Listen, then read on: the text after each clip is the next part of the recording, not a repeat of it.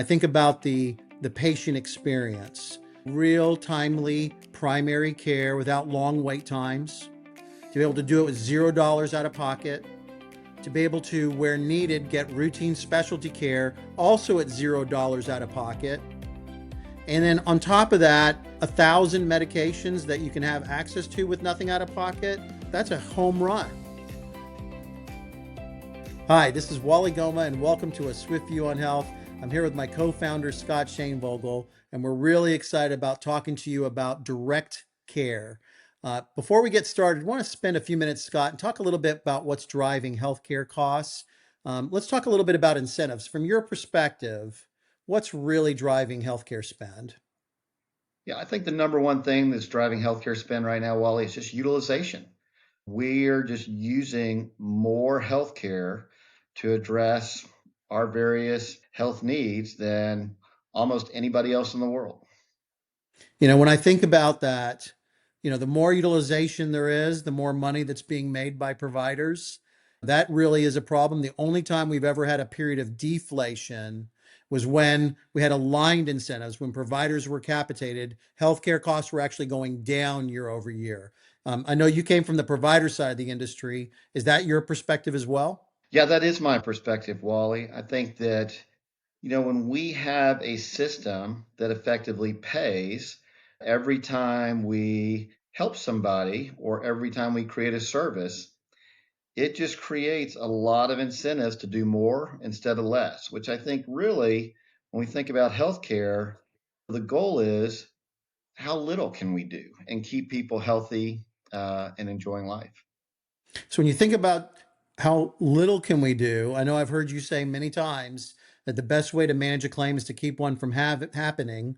So talk a little bit about direct care, what it is, and how it helps to control utilization and better align incentives.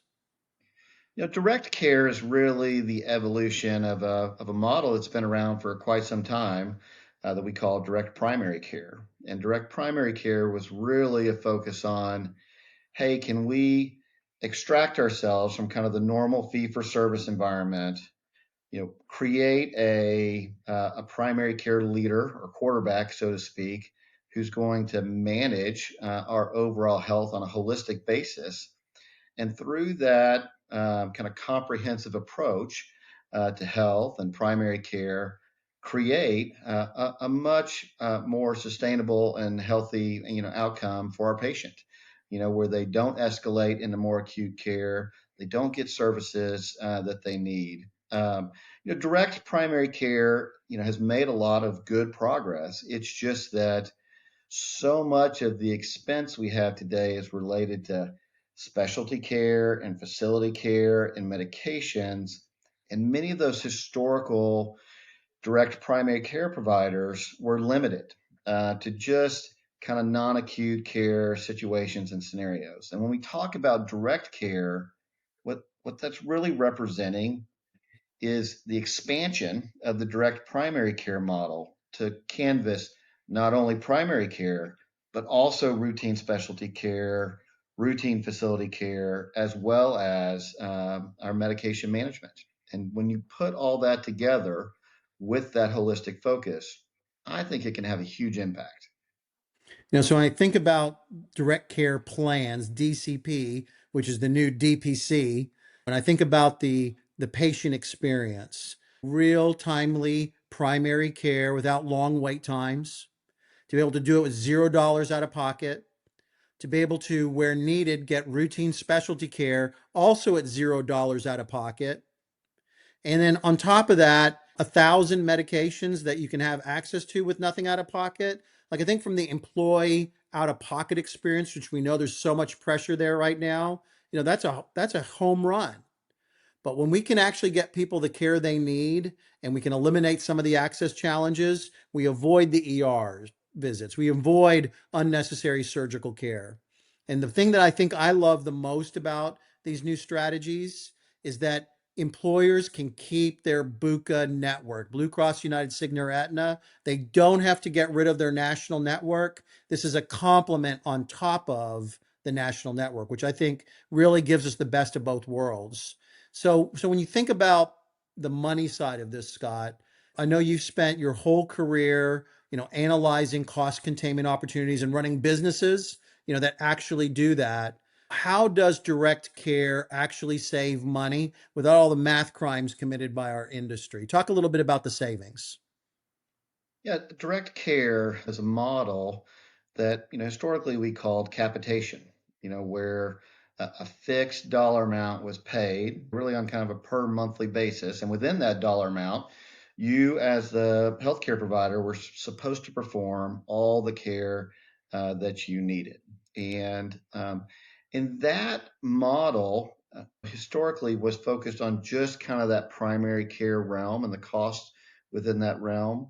What we're now seeing is really the expansion of those direct care providers to take that capitation and manage the overall spend.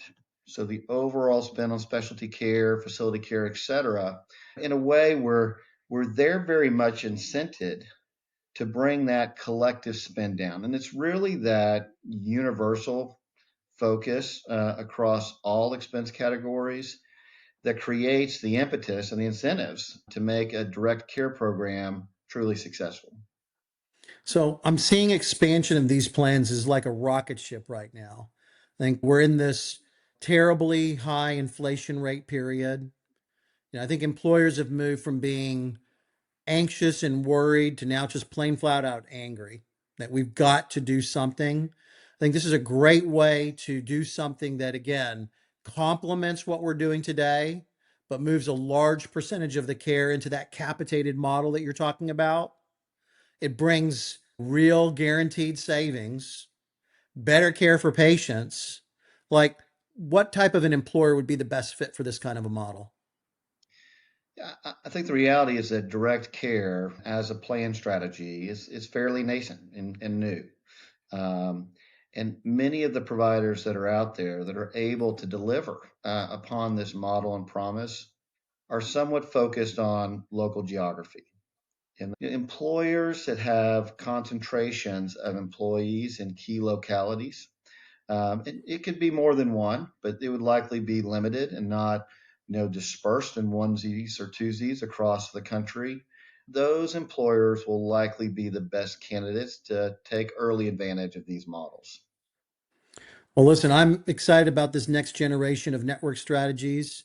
I think there's never been a better time to actually connect patients with the highest quality providers that can extend the quantity and quality of people's lives and also deal with this runaway spending. So, listen, Scott, any final words of wisdom for us before we say goodbye to our listeners?